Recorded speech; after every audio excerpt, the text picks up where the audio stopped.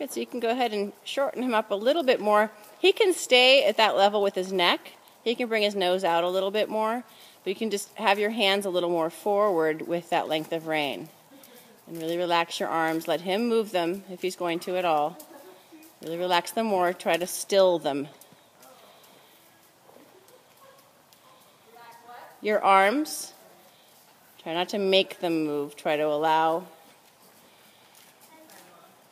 Good. So you just want your length of rein to be to where his neck is there or lower, and your hands can just be in front of well in front of the saddle, and you can just have your hands forward and down for more stretch. And then of course you can let some rein slide through your fingers if you really ask them to stretch. But your what? Sticks down. Your sticks? There should be your stick. You push your stick, put sticks down. Your fingers or what? My arms. That means the forward. Oh, your arms. Okay. That means the sticks down. Sticks down. Okay. All right, so then when you're ready, ask for a little more bend. And go on a circle that's a little bit less than 20 meters so that you don't get to the rail and kind of get sucked in. You know, so there are no straight lines. So you're kind of really staying aware of the bend. So just within, it can be bigger than this. It can be like, 18 meters. Okay. So you're going to go right next to the track. On both sides. Yeah.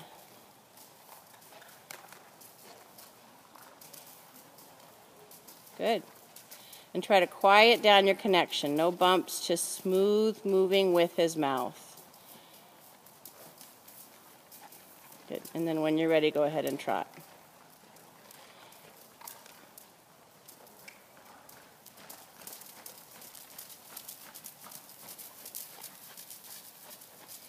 Good. And when he tries to get too curly, like there, he's a little behind the vertical, just remind him to bend. Remind yourself to ask for the bend.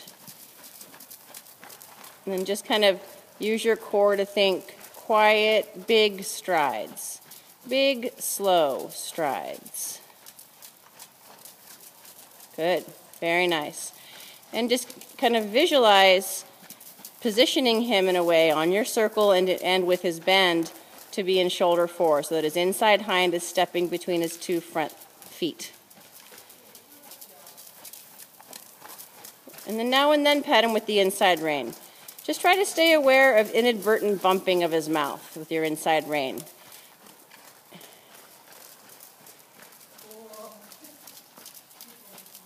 Really quiet. Good. This is nice. Good. And then when you're ready, a really brief walk transition, just enough to get your half halt back to the trot. Legs on. Good. Very nice. Almost gave you the canter. He almost gave you the canter. Good. And then another transition like that. Just a couple strides, staying collected, half halt. Good, good. Let's do that again and see if you can smooth it out even more. And it might be him just going, oh, are we going to do something else? But just make sure that you can just go into a nice forward trot. Yes, beautiful. Very nice. And then bend again, get him to or in front of the vertical. Give a little touch of leg without letting him speed up. Use your seat to say, stay in this tempo, and the leg says, put your face out a little bit. The hands allow it. Good. And again, so just, he very easily goes behind the vertical. Good. Very nice. So just like you want to catch him when he tries to throw his nose straight up to the clouds, your legs want to catch him when he curls. And just close a little to say, don't curl. Go into my hands. Real quiet hands. Let your elbows be nice and soft. Let your elbows be the shock absorbers. They should open and close just like your hip flexors. But you don't want to make it happen. You want to allow it. Yeah, good. It takes just really relaxing your elbows. It's a lot of concentration. Yeah. Good. And then when you're ready, go ahead and change rein. If you change outside of the circle towards the back, just keep his attention. He does think that it's fun to be silly about the back door. He wasn't doing that for quite some time, but now that he's back, he's like, oh, yeah, that was fun. So you just kind of vibrate the inside rein, watch his ears. Keep his attention on you. Very good. Very nice. God, I'm used to riding. I'll say, I shouldn't say that because I'll get used to it, but my other one scoots so much. Right. You're used to keeping her attention. Yeah, that's Good. This is much better. He's spending much more time on the vertical instead of behind it.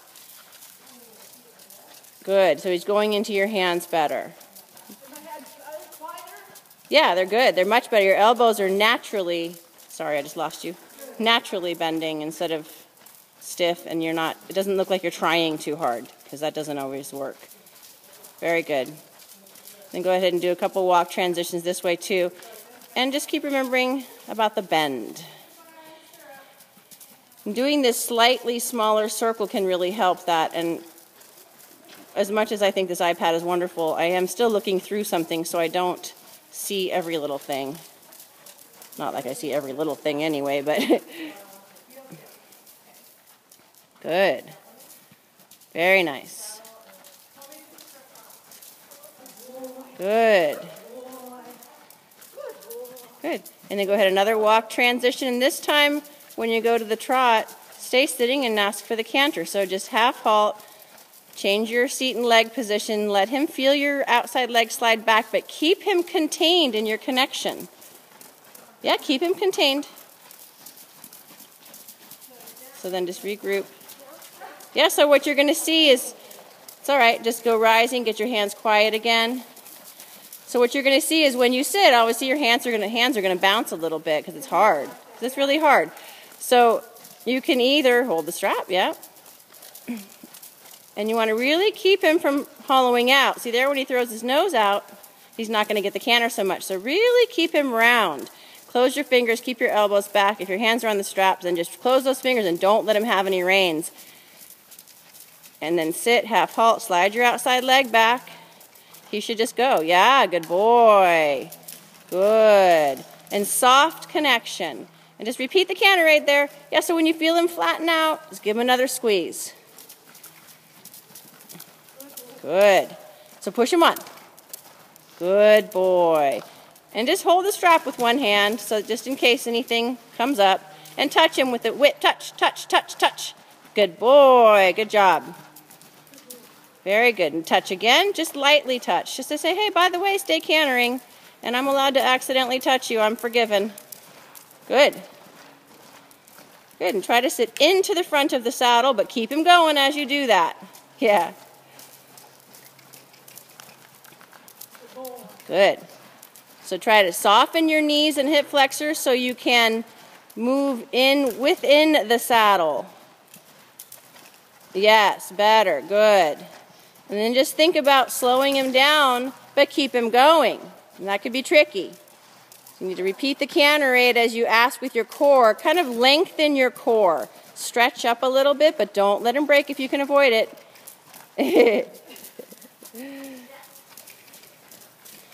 So it's gonna feel like a mixed message. You're gonna kind of stretch up, make the distance, the space between your pelvis and your ribs greater, make it longer, but repeat the canter rate. Gently, yeah. So right before he broke, that was pretty good. Do you feel him? He kind of slowed down a little bit. So now let's try this too. Go ahead and canter. And ask him to stretch. Just keep bending him and giving reins. Bend, give, bend, give. Inside leg, tell him good boy, pet him. Yep, keep asking for more. Let him have more reins. Let your hands go forward and down. Outside hand down. Good, and more. Ask for more, stretch. So give him a little reins. You gotta trust him a little bit. So you gotta let him have his neck. Let him have it. Yes, good. That's better. Now just think slower. If he breaks, he breaks. Think slow, stretch, then ask for a downward transition. Good. So what Jackie can get you working on is shortening the canter a little bit so that you get better downward transitions. Right. So that's what I started to get with him. And you'll get it. You just keep picking away at it. We'll keep working on it too.